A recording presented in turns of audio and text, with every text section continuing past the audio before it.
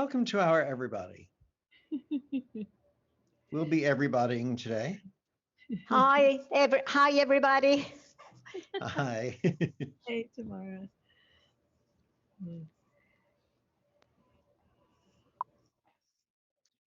Good afternoon. It's great to see everyone. Well, good afternoon here. Who knows what time it is where and around the world.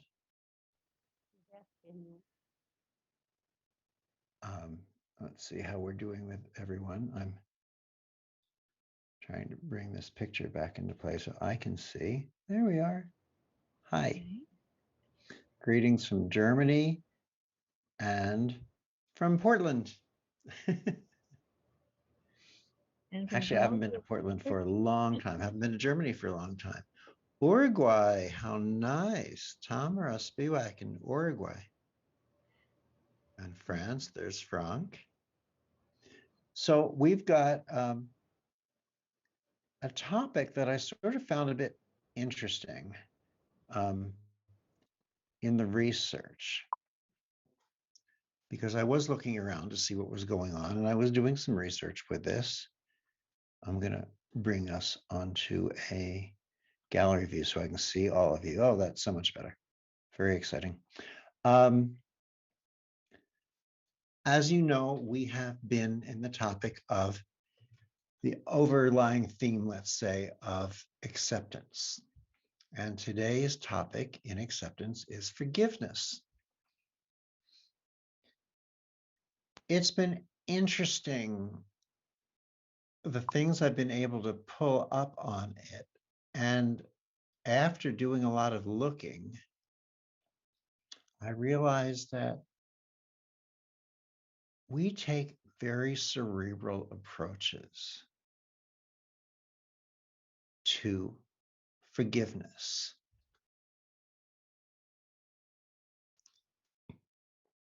Have you ever heard the expression that logic is no match for emotion? It's not.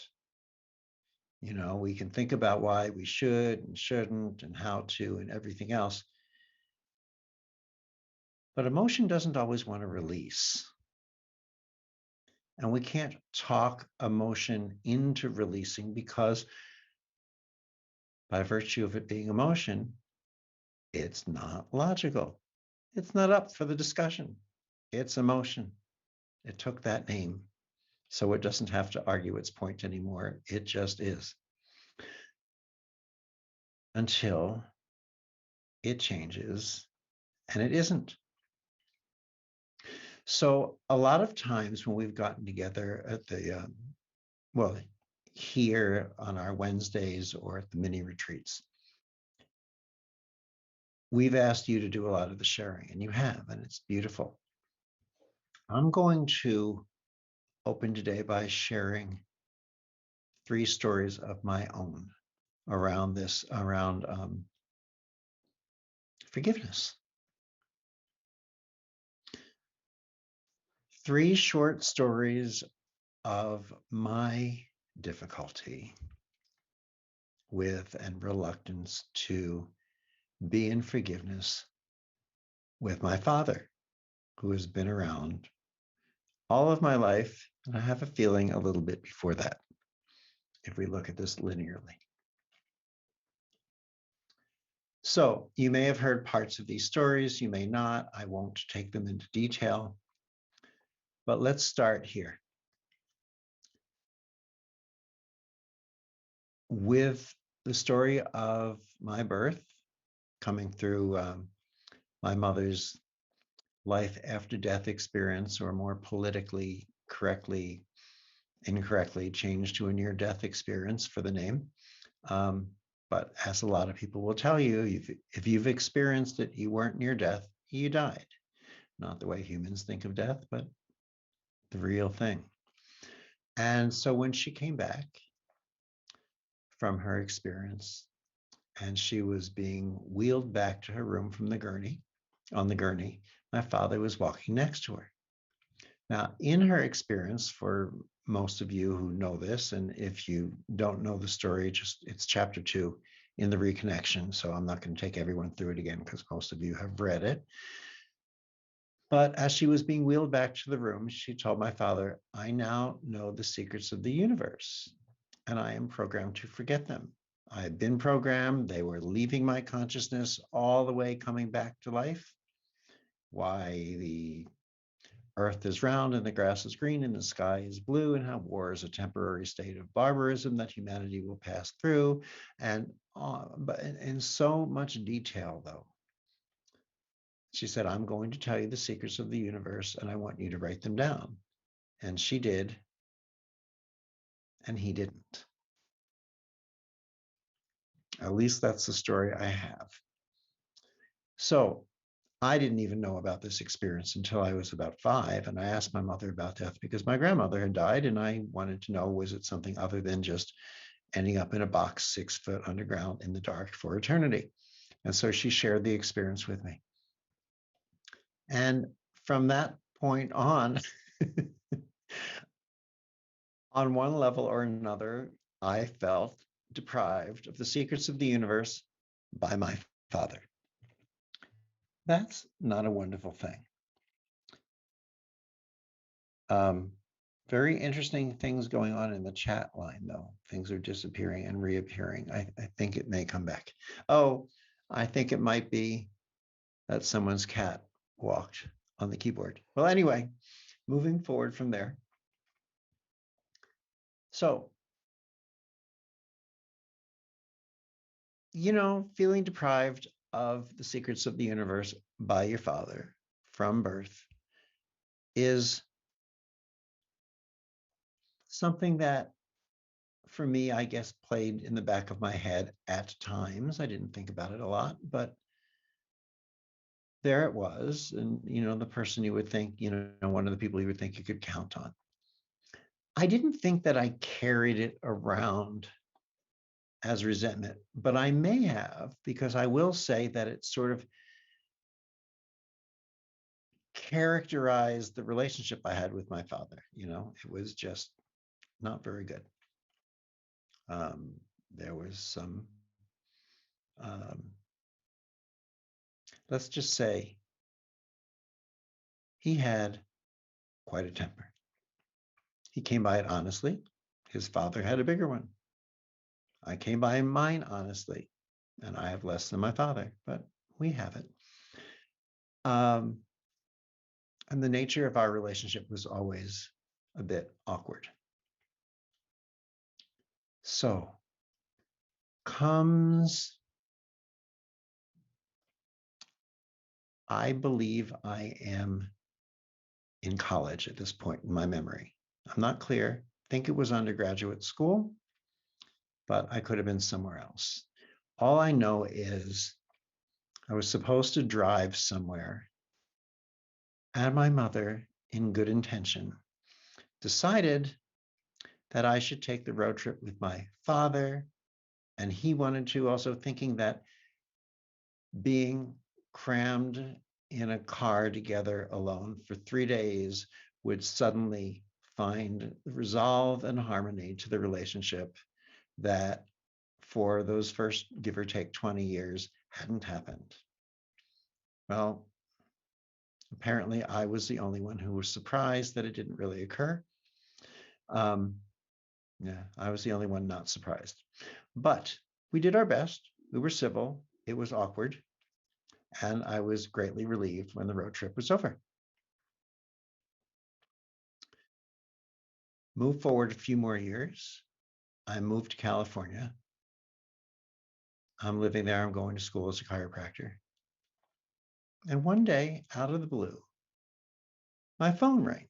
Now, it's not like we don't talk. We talk, often whenever I call home, we're all on the phone. I usually talked to my mother, but my father would be on the phone too. And we talk, and everything was nice from a distance.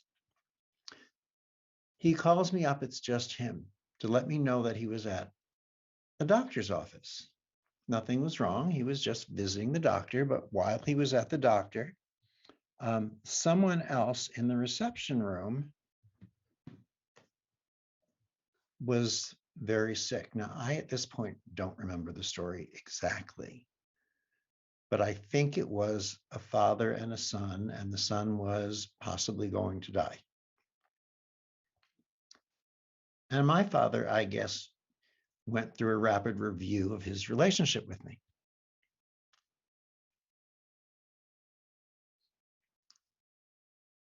Now, I'm not going into a lot of detail because I could just go into detail forever, and that wouldn't accomplish anything much for any of us. But he decided to call me up to tell me that he loved me. How did I feel?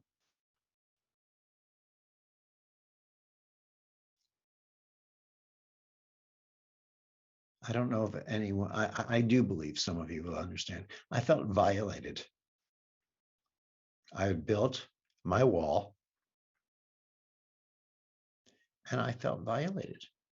23, 24 years of not being able to share a loving, warm, friendly, safe feeling relationship.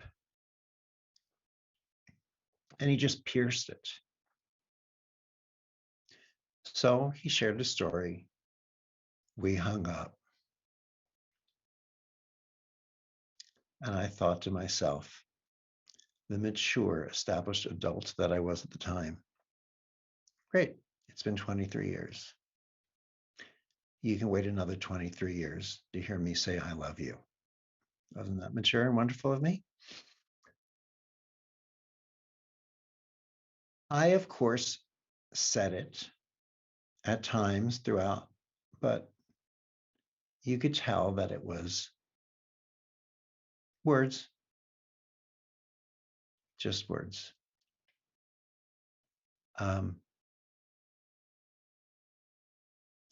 Eventually, when he was sick and dying, he had a few heart attacks, and that really did, bring up my real emotions of love. And he was really towards the end of things. I spent a lot of time visiting and talking and doing things to warm up as much as possible. There was always an awkwardness, but I did what I could do. Still kind of cerebral with it. That was me trying to forgive. Both of us. Trying to forgive him, trying to forgive myself. So here we are on the topic of forgiveness.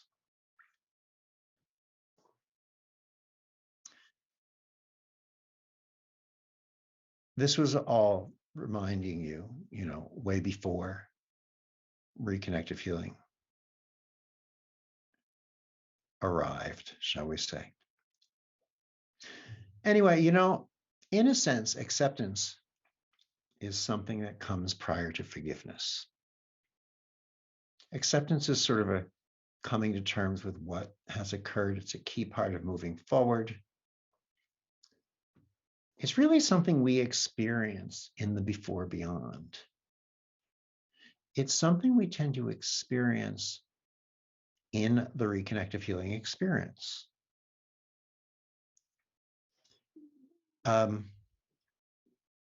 Acceptance. Hang on, I'm zipping this because I want to be. Well, I've got no idea. Oh, there I am. Okay, so we try to find acceptance in many cerebral ways. But you know what? In the reconnective healing experience, judgment vanishes. And when there's no judgment, what is there to forgive? When there's no judgment, what is there to forgive? Forgiveness takes place in the RHE without us even noticing. It's our automatic releasing and freeing ourselves of resentment, of anger, of ego.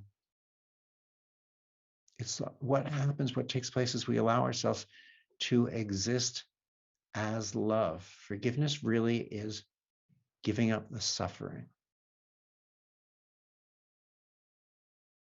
I guess I wasn't so willing to do that at that point in time. It's giving up the suffering of the past and moving ahead with far greater potential for inner freedom. You know, there's the reward of letting go of the past. There's everything we've always heard about, the powerful health benefits that go hand in hand with the practice of forgiveness, but it's still a practice. And withholding forgiveness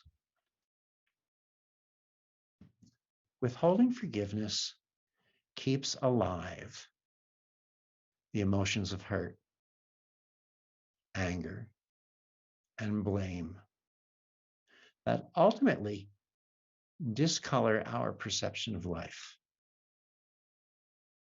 It's forgiveness that liberates the soul. It removes fear, and it's an infinitely powerful way to reveal and discover and embrace the real you. So, speaking of embracing, hey there, YouTubers. I hope you're feeling embraced. We're all thrilled that you're here joining us. And if you'd like to delve into some of these topics we share, come join us at the Reconnective Life Community. You can continue to listen to us live and today's exercises. You can hit the link for the free first hour of the portal in the description. So go down to the bottom, click on the link, come be a part of us. And now I'm moving forward into this revealing expose of a topic. So now might not be the time that you want to sign out. Stay with us. Well, anyway, so I went through the internet and I looked at people who spoke on the concepts of acceptance and forgiveness and how it's related. Tony Thackeray, for example, came up with some very interesting concepts of when you accept situations for what they are, stress and struggle vanishes. When you accept people for the way they are, stress and struggle disappears on both sides of the interaction. There's no longer a need to forgive because anger and resentment become non-existent. Why is that? Because anger and resentment are byproducts. Hi, I'm Eric Pearl, and we have launched an online course called The Portal. It's an expansion of our online essentials, our level 1, an 8+ hour e-learning course. And we decided to add content because our students were asking for more. What is a portal? It's a doorway to transformation. It includes the 8 hours of the online essentials course, 2 key chapters, one on love and one on healing, and workbooks from our worthiness episode from the series The Inner Compass. More than 10 hours of content. The portal helps us discover our roadblocks that may be stopping us from living our fullest potential. How does the portal help bring about these benefits? Easy to follow short segments with interactive exercises, information acquired not only through the mind, but through interaction with the frequencies themselves. Effortless learning and personal evolution. It brings the possibility for instant transformation, healing, and the evolution of each and every one of us in our everyday lives.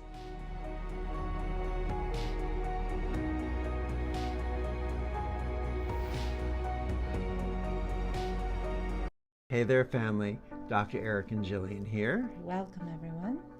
And we're very excited about Reconnective Life, our first online global community.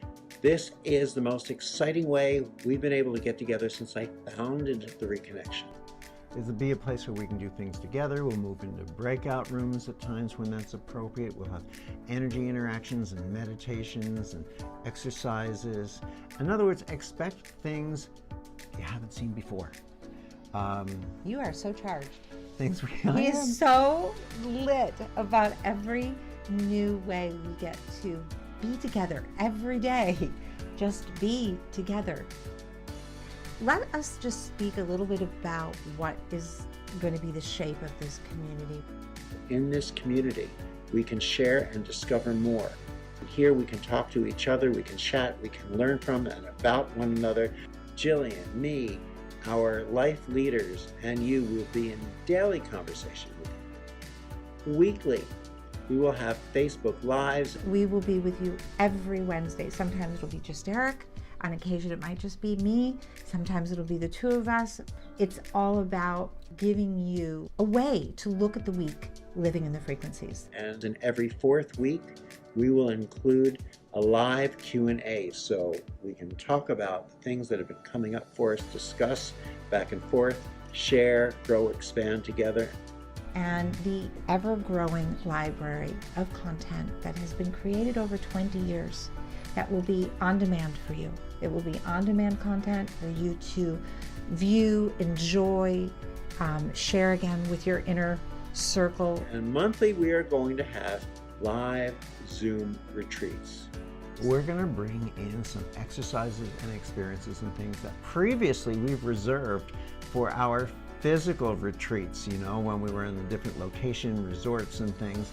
And we're modifying them so that we can work with these with you in your home, in your living room, in your den. Put into the chat line, what is facility? We're having these weekly Zoom in-depth Q&As. Finally, we have a place and space to just define what does that really mean living in the frequencies. This is something that is in all of us. Everyone can do this. It doesn't matter how many levels you've gone through or how well you know the programs. It's a community that allows us to recognize how interrelated we all are as receivers of energy, light, and information.